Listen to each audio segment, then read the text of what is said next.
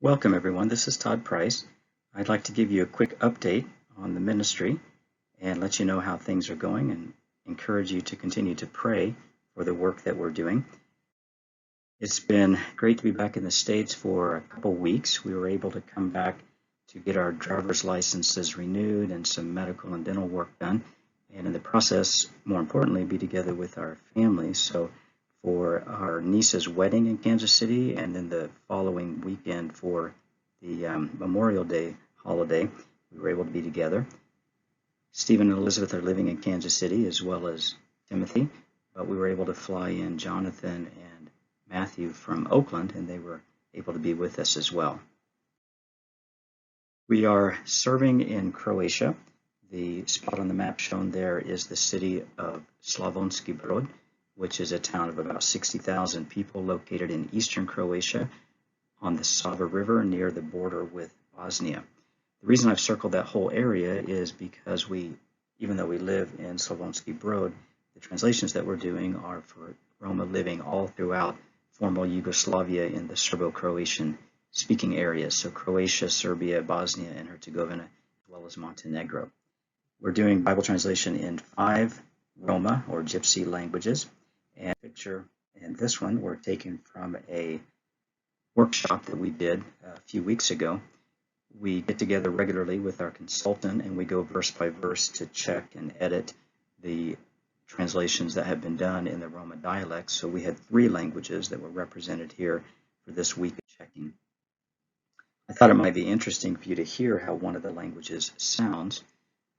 We begin each language progress by doing a series of 50 Bible stories which go from creation through the return of Christ through the book of Revelation. Let me just play a little clip so you can hear some of what the Biosh language sounds like.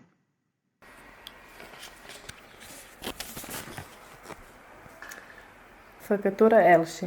Povești din Biblie făcătura Elși până la două. Așa îi cum s-a apucat făcătura de cu totul. Dumnezeu a făcut svemirul și cu totul în el în 6 zile. That was part of the story of creation. In the beginning, God created the heavens and the earth. Now, in 4 of the languages, we've completed the first draft of those 50 stories, so now we're moving on to the Gospel of Luke.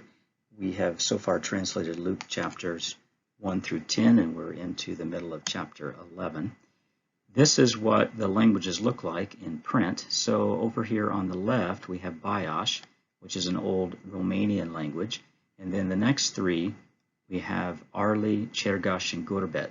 These 3 are related to each other. They trace the roots back to India to about 900 or 1000 AD. So in the text highlighted, you can see Luke chapter 1 through 4. Down below is an interlinear, which will tell you more specifically what the words mean. So let's just look at this one. Isus, right here, means Jesus. And it's interesting to observe how each of the languages differs, not only from English, but from one another.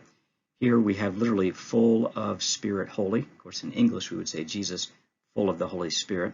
In their language, it makes more sense and it's more natural to say Spirit first, at least in this construction. Over here we have the verb returned. You may notice it says he returned, but you don't need to specify that because the subject, Jesus, is already written and the verb is embedded with the subject. And so in putting it into English, we would drop the he. Here we have from River Jordan. Now the Greek text actually just says from Jordan, but we're translating this for Roma who have very little Bible background, maybe have not heard the stories of the Bible. And so if you tell them Jordan, they may first think of the country Jordan, which isn't too far away from Croatia in the Middle East. So we had to specify it wasn't the modern country of Jordan or an area called Jordan, but actually the river. So it says he came from River Jordan, and him takes spirit in wilderness. So that means, as we would say, the Holy Spirit led him into the wilderness. You may notice here a little sign, that's for a footnote, because the word pustinja, wilderness, is a Croatian word. It's not a Roma word. So we have to decide whether to use a Croatian word or to explain it in the Roma dialect. So here we've decided to use the Croatian word in Biosh, in this language, but add a footnote, and it says the wilderness is a place where there's no water, and then you can't see the rest of the footnote in this slide, but it says no vegetation and no people are living there. If you look over to another, this is the second language we're doing. Now, Jesus, if you notice here, it says the Jesus. Interestingly, in their language, names have the definite article. Now, in English, we wouldn't ever say the Jesus, so that's why I've glossed it here, showing that the two words together, the and Jesus, would actually come across as just the name Jesus. So we have full, the Holy Spirit, of Spirit rather. Again, in this one, you see that the order matches English more than it does with bios.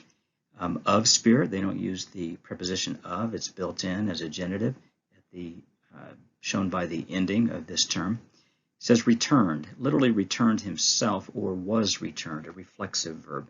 Once again, the way that each language expresses an idea may be quite different from what we have in English or even from some of the other Roma languages.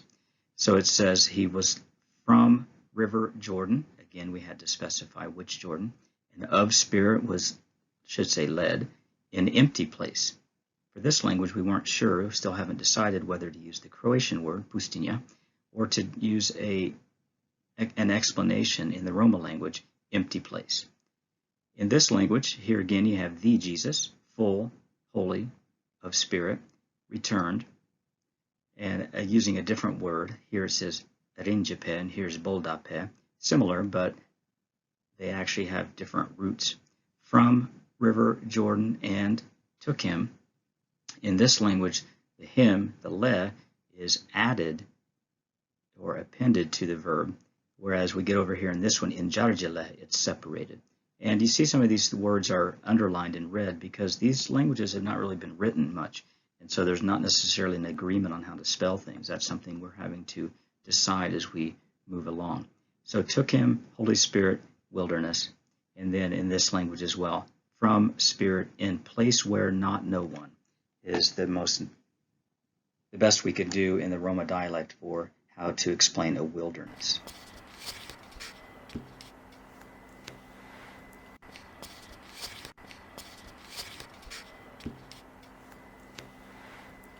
Isus, plin de Duh Sfânt, s-a întors dăm rieka Iordan și-al duși Duhul pân pustinje.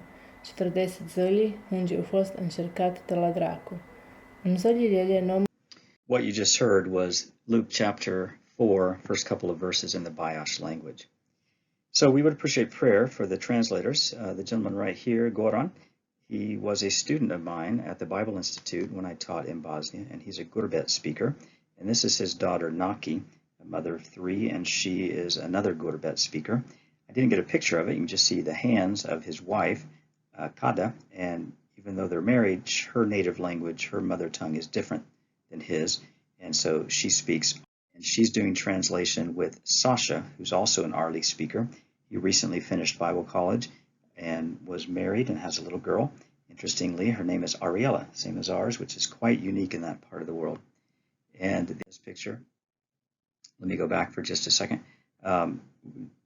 Jana is a pastor of a church, and his wife Biljana. And then in this next picture, we have Nedjoko. He is a speaker of the Bios language, and whenever he reads the Bible in Roma, since it's never really been done before, he just gets so excited and gets goosebumps and just talks about how much more meaningful it is than reading the Bible in his second language, Croatian. His daughter here at the bottom of the picture is Natasha, and she's a nurse. Renata, another one of his daughters, is not pictured, but she's in nursing school, medical school, and she also is working in the translation project. The fifth language is in our village, which is the little village about 10 minutes away from where we live, and this is Zoki doing translation at his house.